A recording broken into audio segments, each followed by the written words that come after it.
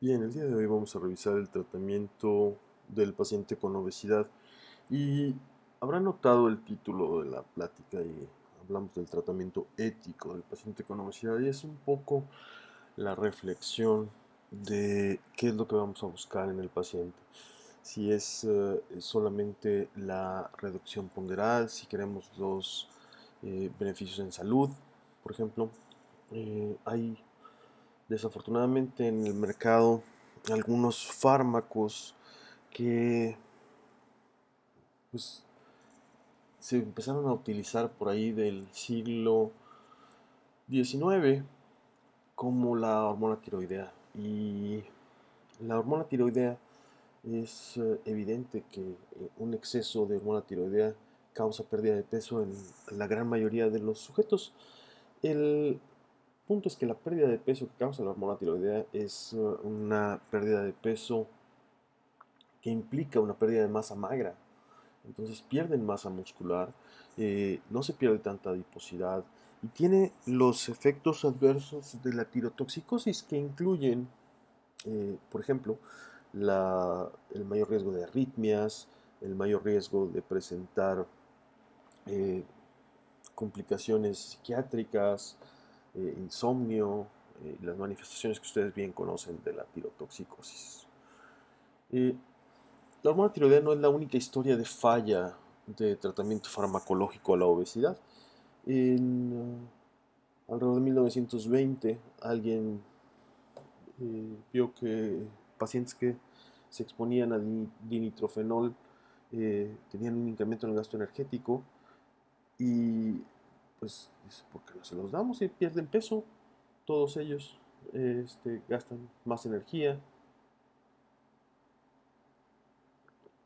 y la realidad es que pues los pacientes perdían peso porque estaban siendo literalmente intoxicados con el dinitrofenol, donde había un mayor riesgo de cataratas, había un mayor riesgo de presentar neuropatía, falla cardíaca y muerte. Las anfetaminas, bueno, ustedes saben que tienen un potencial adictivo, son agentes simpático-miméticos, incrementan, pueden causar euforia, manía, eh, desencadenar mayor número de eventos cardiovasculares, incluyendo infarto miocárdico y eventos vasculares cerebrales. Y pues su uso a largo plazo para el tratamiento de obesidad está contraindicado, no es un tratamiento para la obesidad exógena. Eh, Después, por ahí de los 60, alguien dijo, bueno, pues vamos a darles una cóctel, una píldora arcoíris se llamaban, y traía una combinación de digoxina, de anfetaminas y diuréticos. Y aunque a nosotros hoy nos suena como por qué podrían haber querido eso, el foco de esta gente en 1960 con el conocimiento que tenían en aquel entonces era solamente tratar de mejorar el síntoma, el signo que era el exceso de peso. Entonces, pues bueno, estas cosas, la combinación de las tres cosas bajaban de peso. ¿Sí? El punto es que tenían un índice terapéutico muy estrecho por el digital y bueno, las complicaciones de las anfetaminas que ya platicamos, además de que se dieron cuenta después que el perder peso a partir de la deshidratación del diurético no tenía beneficios, hubo fatalidades en relación al uso de digitálicos. A finales de los 90, por ahí 1995, apareció en el mercado al, la combinación de fenfluramina y fentermina. Y esa combinación parecía muy prometedora en cuanto a la pérdida de peso. La gente perdía peso, mejoraba el estado eh, de riesgo cardiovascular, pero empezaron a notar un incremento en valvulopatías. Y efectivamente, la fenfluramina terminó siendo epidemiológicamente asociada con valvulopatías cardíacas y fue retirada del mercado en 1997. Eh, Después, y verán ahí que la diapositiva dice actualmente en uso la sibutramina, pues ya eso es solo cierto en Brasil. En el resto del mundo la sibutramina ha sido retirada del mercado después de los resultados del estudio SCOUT. Eh, Sibutramina estaba contraindicada en pacientes con alto riesgo cardiovascular, se utilizaba más como prevención primaria y el estudio fue literalmente mandado por autoridades regulatorias en Europa para probar la utilización de sibutramina en gente de alto riesgo cardiovascular. Y bueno, efectivamente hubo un desbalance en los eventos cardiovasculares hacia el final del estudio, eh, con un número necesario a, a tratar para producir un evento de riesgo, un número necesario a dañar, pues relativamente alto, y fue retirada la sibutramina del mercado en la gran mayoría de los países. En Brasil se puede prescribir, el paciente tiene que firmar que entiende que no es un paciente de alto riesgo cardiovascular y la prescripción es regulada. Eh, Orlistat es uno de los fármacos que han tenido una trayectoria larga, que tiene beneficios demostrados. Van a revisar después con el doctor González en, en los artículos eh, relevantes en obesidad. Van a revisar un artículo de Orlistat, y es porque Orlistat ha demostrado seguridad, eficacia moderada, sostenida en el largo plazo, y de reducción, por ejemplo, de eventos importantes como por ejemplo progresar de prediabetes a diabetes. Es uno de los fármacos que han demostrado prevenir la progresión de prediabetes a diabetes. Entonces, el punto débil, el punto álgido de Orlistat como medicamento tiene que ver con sus efectos secundarios. Los efectos secundarios tienen que ver con su mecanismo de acción. Si el paciente consume una cantidad de grasa más allá de la que pueda tolerar, esconder en las heces de forma normal, el paciente va a tener o fugas grasas, o diarreas, o eventos explosivos en los que le puede ser incontrolable y socialmente incómodo. Eh, en ese sentido es la principal limitante de Orlistat, que por lo demás es un excelente fármaco para disminuir de forma moderada de peso, en conjunto, por supuesto, con un plan de alimentación y cambios terapéuticos en el estilo de vida. Guarden la información de Orlistat hacia el futuro, porque es un fármaco que ha pasado la prueba del tiempo y que seguramente va a ser parte de los armamentos terapéuticos con los que van a contar ustedes cuando estén en algunos años tratando ya pacientes de forma clínica. Eh, Rimonabant fue un medicamento muy interesante porque tenía mecanismos de acción centrales y periféricos. Los receptores cannabinoides existen tanto en el sistema nervioso central, en el sistema de recompensas, como en forma periférica en el adipocito y en el hígado. Entonces, pues había una mejoría de la resistencia a la insulina, había una mejoría del depósito de grasas, la lipogénesis era más eficaz, no había depósito de grasas ectópicas o reducía el depósito de grasa ectópica. Había pacientes que eran grandes respondedores. El punto es que al actuar en el sistema de recompensas y bloquear los agonistas cannabinérgicos, imagínense que era lo contrario a la estimulación por THC. Entonces los pacientes tenían síntomas depresivos, ansiedad, y se empezó a ver un incremento en el riesgo de suicidabilidad o del riesgo de ideas suicidas, y los pacientes empezaban a tener algunos de ellos estos síntomas, principalmente varones, y fue retirada del mercado por completo alrededor del mundo.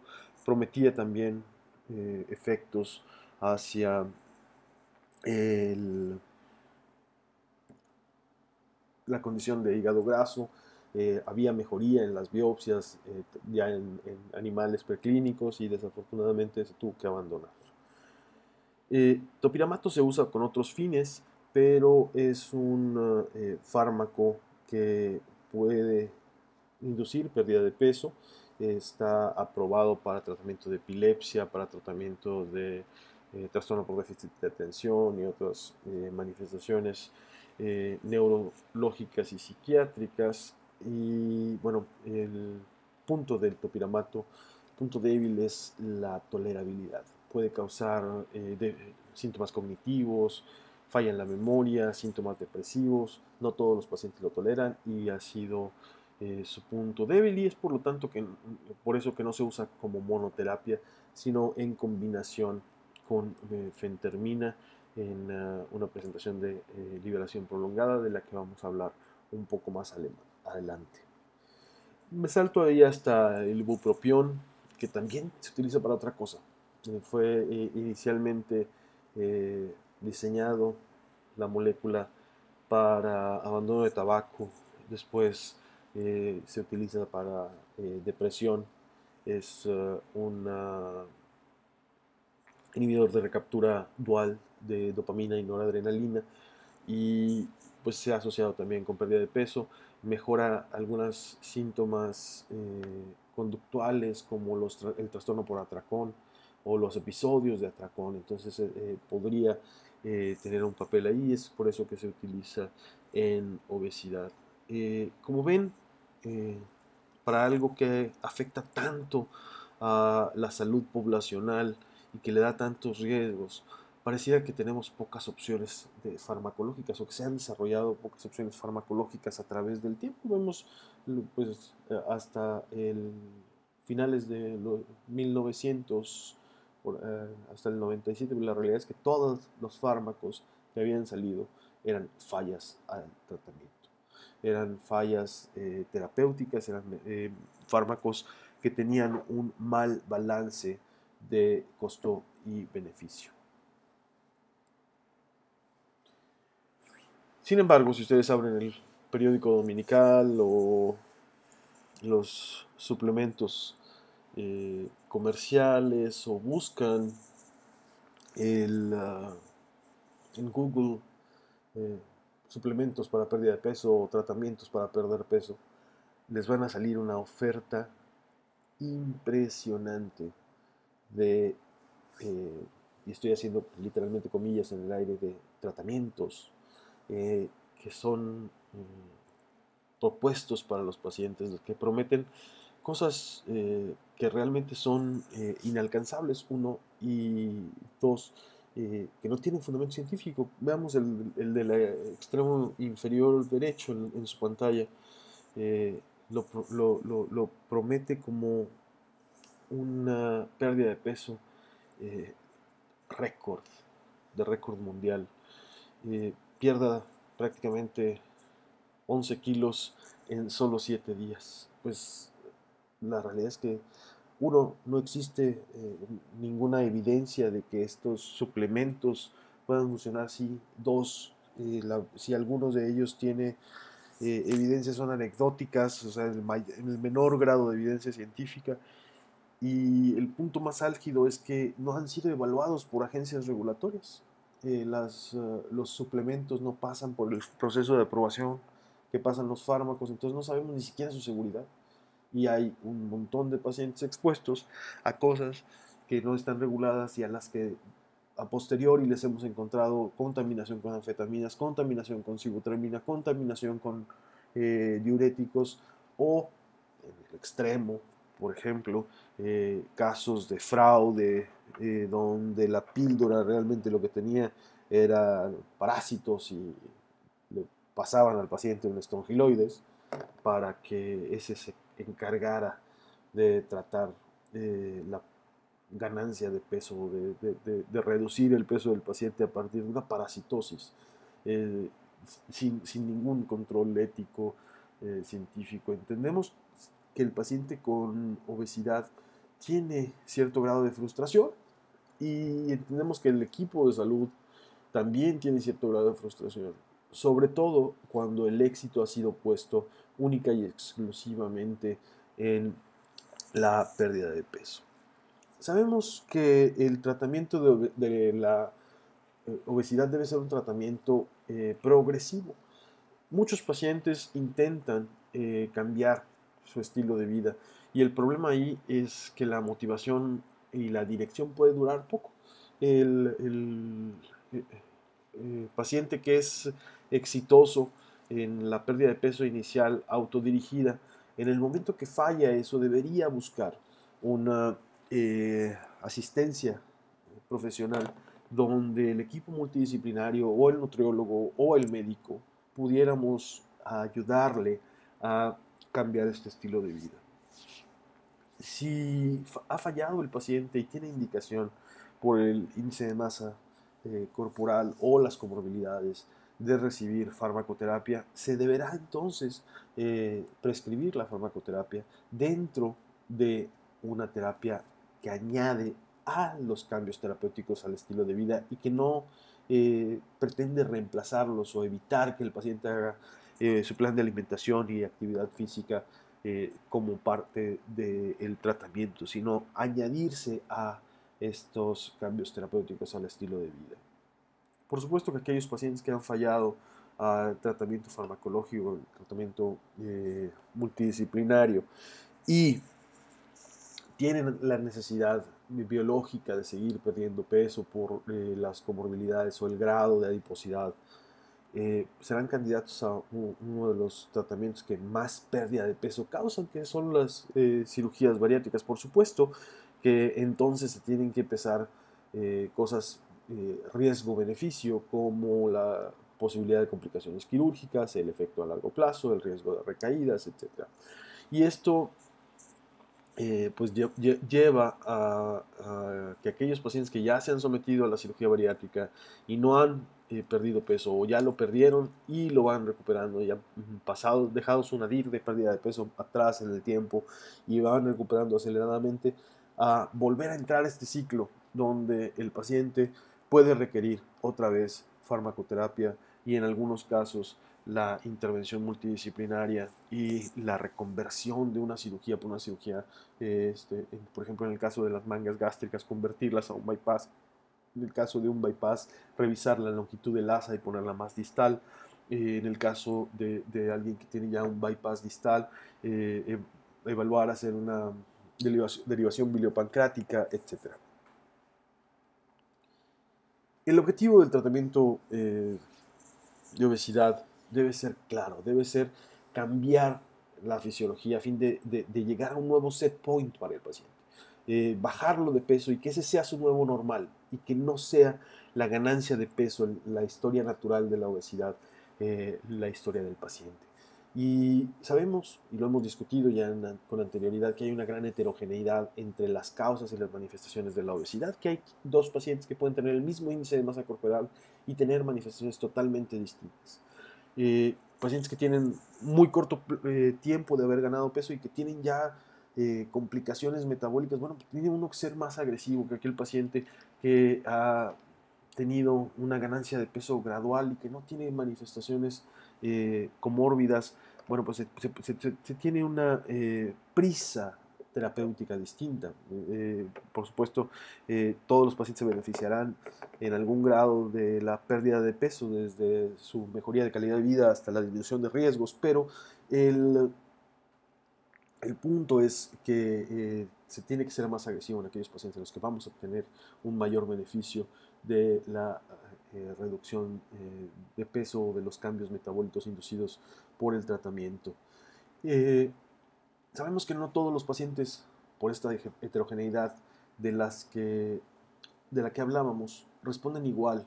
Usted puede tener pacientes de la misma familia que tienen un índice de masa corporal similar al que les da la misma intervención terapéutica y un paciente es un buen respondedor y otro no lo es. Entonces, tendremos que tratar de individualizar el tratamiento para el paciente y hacerlo coincidir con la necesidad y el tratamiento eficaz para cada uno de ellos. La posición de la Sociedad Mexicana de Nutrición y Endocrinología es que el tratamiento farmacológico de la obesidad es solo un elemento de todo el proceso de tratamiento multidisciplinario del paciente con obesidad. Yo estoy totalmente de acuerdo con ese punto de vista. Aquellos médicos que son reduccionistas en su quehacer y prescriben solamente el tratamiento farmacológico sin tratar de cambiar el estilo de vida, sin hacer un programa para mejorar los hábitos del paciente, sin saber más, sin que el paciente aprenda de obesidad y cómo controlar, pues la realidad es que está destinado a tener un éxito, una victoria pírrica, donde el paciente puede perder unos kilos, pero al no aprender nada, recaerá o ganará más peso, y tendremos la dificultad entonces de un nuevo set point que no va a ser más bajo, sino más alto. Debería ser considerado una mala práctica médica solamente dar tratamientos que no estén encaminados a mejorar la salud del paciente en el largo plazo. Y solo deben, por lo tanto, utilizarse medicamentos que estén con utilidad reconocida y que sean seguros para el paciente con obesidad. La posición de la Sociedad Mexicana de Nutrición Endocrina dice que debe utilizarse igual a mayor a 30. Hay por ahí, por supuesto, evidencia en que 27 o más de índice de masa corporal con comorbilidades podría beneficiarse de tratamiento farmacológico. Y bueno, pues esa parte, por supuesto que estamos abiertos a que si el paciente tiene 29 de índice de masa corporal y prediabetes, pues habrá que reducirle algo de peso y cambiarle el estilo de vida para reducir el riesgo de progresar a diabetes. Entonces, debe haber esta individualización del tratamiento. El índice de masa corporal, como discutimos en la clase anterior, es un mal indicador. No refleja necesariamente el riesgo metabólico, sirve muy bien para poblaciones, pero no discrimina muy bien en individuos. El objetivo de pérdida de peso debe ser alrededor de 500 gramos por semana, que sea una pérdida de peso gradual para no desencadenar las respuestas que ya vieron con el doctor Lavalle de reganancia de peso.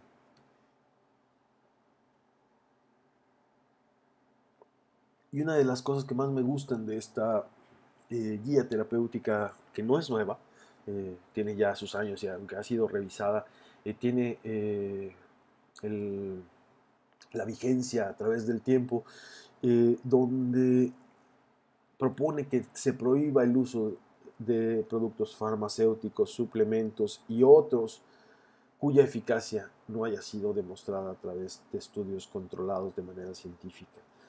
Para probar un fármaco para el tratamiento de obesidad, la Food and Drug Administration tiene una vía peculiar donde se le piden algunos datos de calidad a los estudios clínicos que involucran este desarrollo de fármacos. Se piden que no sean estudios de corto plazo, sino de largo plazo. Se pide que estén comparados contra placebo. Se piden que estén con intervenciones multidisciplinarias y que no solamente vean pacientes de bajo riesgo. Entonces, por supuesto que la mayoría de los suplementos que ofrecen resultados mágicos no han sido evaluados así y por lo tanto no deberíamos utilizarlo porque no tenemos un control de su balance riesgo-beneficio. No sabemos qué le estamos ofreciendo a nuestros pacientes. En Estados Unidos tienen la fortuna de tener algunas opciones más que las que tenemos nosotros en México. Y bueno, quiero tocarlas porque es probable que para cuando ustedes estén ya practicando estos fármacos, estén disponibles en México y que sepan, por lo tanto, al menos sus generalidades y tengan la curiosidad de saber si están disponibles para aquel entonces y qué más datos han salido y qué fármacos nuevos tendremos para ese entonces, por supuesto. Pero quisiera empezar por la fentermina. La fentermina es adrenérgico. ¿Se acuerdan de aquel fen que les decía en la segunda diapositiva? Bueno, tenía dos componentes, la fenfluramina y la fentermina. La fentermina no se le demostraron riesgos de valvulopatía y pues es un simpático mimético, causa un incremento en la tasa metabólica basal y Bueno, por lo tanto, también tendrá los efectos secundarios relacionados con este mecanismo de acción: taquicardia, puede subir la presión arterial, y la pérdida de peso promedio adicional al placebo es alrededor de 5%. El Qsymia es la combinación de fentermina y topiramato. Y bueno, se le agregan entonces los efectos adversos de el topiramato, que incluyen la disfunción cognitiva, los problemas de memoria, la neuropatía, y de forma muy importante tenemos que elegir la población a quien prescribimos una combinación como el Qsymia, porque eh, el topiramato es teratogénico y no debe utilizarse si se está planeando embarazo. Una situación frecuente en la clínica es que el paciente venga, o la paciente venga buscando fertilidad, que tenga ovario poliquístico, y que parte de su tratamiento sea el ayudarle a reducir peso para mejorar la resistencia a la insulina y incrementar la posibilidad de ovulación. Entonces tenemos que ser cuidadosos en no utilizar topiramato alrededor de la concepción. El Contrave es la combinación de bupropión y naltrexona. El punto álgido de este es que, a pesar de que es una combinación de fármacos, su pérdida de peso asociada es alrededor de 4,5% en comparación con el placebo. Y bueno, los efectos eh, los ven ahí listados en poblaciones que utilizan opioides. Puede desencadenar, por supuesto, la abstinencia y causar confusión, ansiedad, etcétera. El Lorcaserin es un fármaco que ha estado aprobado en México desde hace algún tiempo ya, pero no ha sido comercializado. Es un fármaco que en Estados Unidos su principal problema es el precio. Tiene un mecanismo de acción similar a la sibutramina, sin embargo es más selectivo y por lo tanto no se asocia con este incremento de la presión arterial, y ha demostrado ya en un estudio la seguridad a largo plazo, la seguridad cardiovascular, y por lo tanto el, la aprobación le fue dada por múltiples organismos regulatorios. El principal problema para su prescripción en Estados Unidos es el precio. Es realmente muy bien tolerado, pero el principal problema es el costo. La siguiente es el liraglutide. El liraglutide lo han revisado ya seguramente en la literatura como un agonista de receptor de GLP-1 que se usa para el tratamiento de diabetes. A una dosis distinta, liraglutide es comercializado con otro nombre comercial que se llama Saxenda, para tratamiento de la obesidad, y debe, por supuesto, ir acompañado de cambios en el estilo de vida. Como todos los fármacos, la pérdida de peso esperada en promedio es alrededor de 7%. El efecto, como en todos los fármacos, se pierde una vez que el paciente suspende el tratamiento. La durabilidad del tratamiento es un problema también para estos pacientes, porque tienen dos barreras para su utilización. La primera barrera es que es inyectable, entonces no todos los pacientes están dispuestos a inyectarse un fármaco para el peso. Y la segunda barrera es el costo, porque como es un tratamiento biológico, es una molécula, como ustedes bien saben, grande, que tiene que inyectarse, pues es una tecnología cara, y es un medicamento que tiene un costo superior incluso al Lorcaserin en Estados Unidos. Y el Orlistat, que si bien no promete una pérdida de peso muy grande, es seguro en el largo plazo y es utilizado de forma frecuente. Y la limitante aquí es la tolerancia: la esteatorrea, la diarrea, la incontinencia fecal, y que pues bueno, ha sido abandonado en algunos casos, que han sido aún pacientes exitosos lo abandonan por los efectos secundarios. En México, en el 2018 tenemos aprobados estos 4 medicamentos: fentermina, lorcaserin, liraglutide y orlistat. Y dices, bueno, pues tengo 4 opciones. La realidad es que fentermina está aprobado para su uso en el corto plazo. Por lo tanto, en el largo plazo nos quedan 2 opciones, que es liraglutide y orlistat. Eso no quiere decir, por ejemplo, que en aquel paciente que está deprimido ya, no uses en lugar de un fármaco que tiene efectos sobre el peso que pueden ser hacia la ganancia, no uses bupropión con la intención de ayudarle a disminuir peso, por ejemplo, como elección de antidepresivo. Si tiene un paciente que ya tiene diabetes, por ejemplo, y la elección de su agente antihiperglicémico les pone enfrente sulfonilureas o metformina, por ejemplo, y sabes que la metformina puede tener un efecto neutro o benéfico en el peso, pues hay que preferirlo sobre las sulfonilureas, que lo que causan es ganancia de peso. Si tienes al paciente enfrente de su primer necesidad de un inyectable, ha fallado ya tratamientos orales para la diabetes y requieres darle un tratamiento inyectable, pues, y el paciente lo puede costear, pues hay que preferir un agonista de receptor de GLP-1 sobre la insulina para ayudarle a perder peso, que tendrá también sus beneficios. Y lo mismo sucede con los inhibidores de SGLT2, que seguramente están por revisar en la parte de diabetes en el curso de endocrinología. Como platicábamos al inicio, se trata de establecer un nuevo punto de equilibrio. Y ese nuevo punto de equilibrio es el que busca estar más abajo y a partir de ahí buscar una nueva pérdida con otra intervención, etc. Y entonces aquí vemos cómo la utilización de fentermina y topiramato de forma combinada da una pérdida de peso que puede ir hasta 10% de la pérdida de peso, del peso del paciente y ser relativamente duradero. 104 semanas son 2 años. Aquí tienen, por supuesto, una extensión de seguridad 4 semanas después de terminar la exposición. Y vean cómo pues, se sostiene esa pérdida de peso a través del tiempo. ¿Qué pasa cuando el paciente suspende el tratamiento farmacológico? En la mayoría de los casos es así.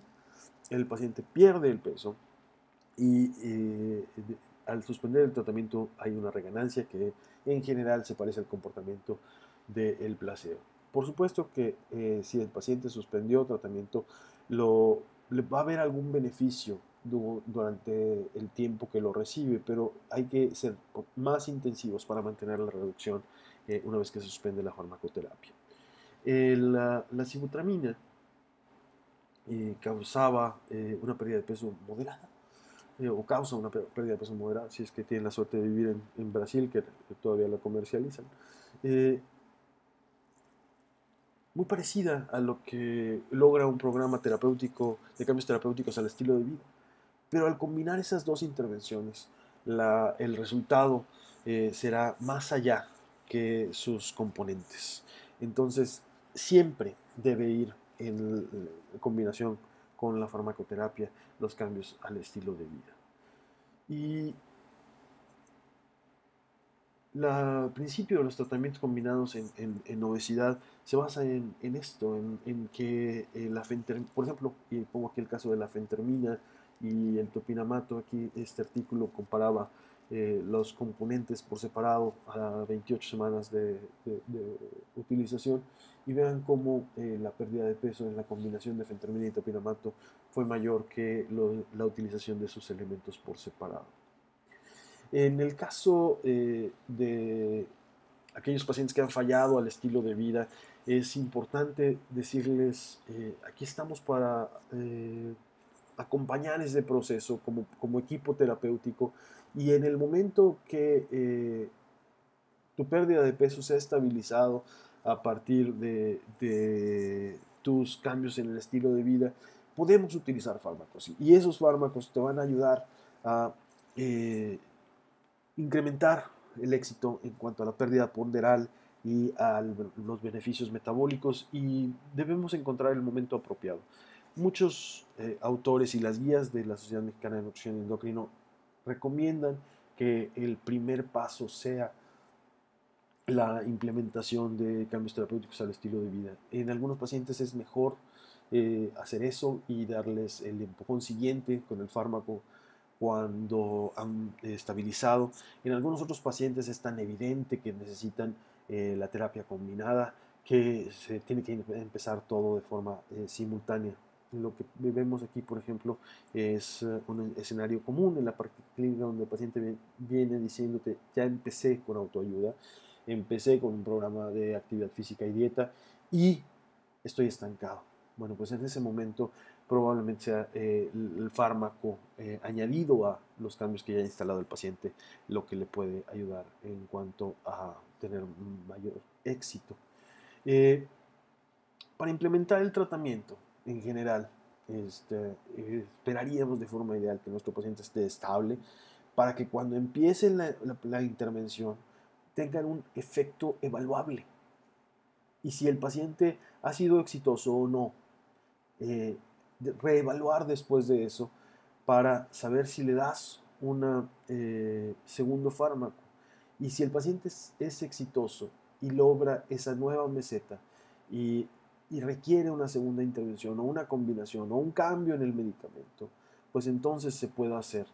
Y si el paciente falla al tratamiento, detectarlo de forma temprana para proponerle una opción que sí vaya a ser efectiva o que sí le pueda ayudar.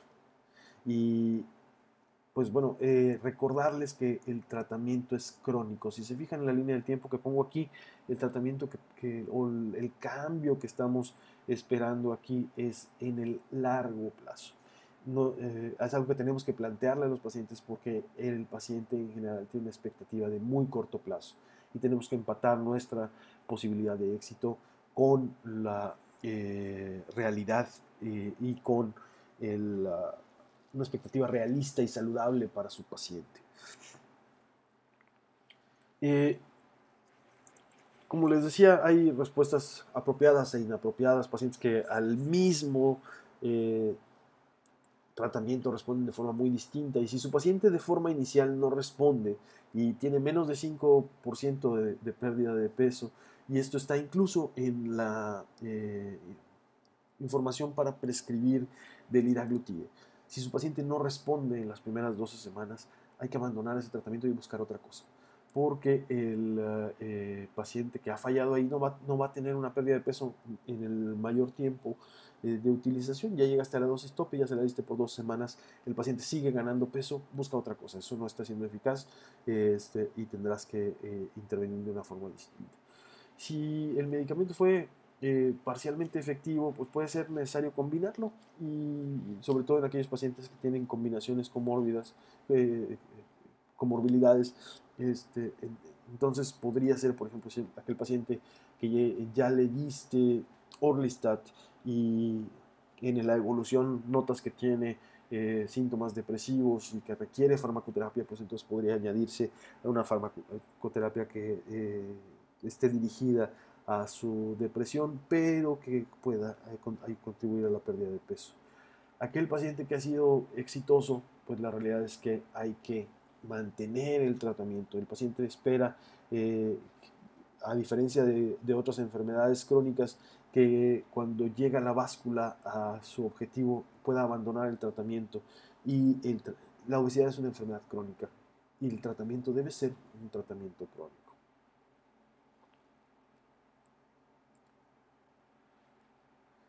Hay que tomar múltiples factores en cuenta para escoger un tratamiento antiobesidad. Esta diapositiva muestra los factores que tenemos que tomar en cuenta y va desde la eficacia, las contraindicaciones, el perfil de seguridad, los beneficios adicionales, además de la pérdida de peso, como hablábamos, por ejemplo, del tratamiento antidepresivo, la preferencia del paciente. Si el paciente te dice, no me quiero inyectar, pues no le propongas de forma inicial liraglutide hasta que entiendas cuáles son sus barreras para recibir un tratamiento inyectable, o simplemente puede ser el fármaco ideal para el paciente desde el punto de vista biológico, pero si no lo puede costear hay que buscar otra cosa. Les agradezco su atención, nos vemos en la clase y sigo sus órdenes en el correo leonardo.mancillasd para cualquier aclaración o duda, estoy a sus órdenes.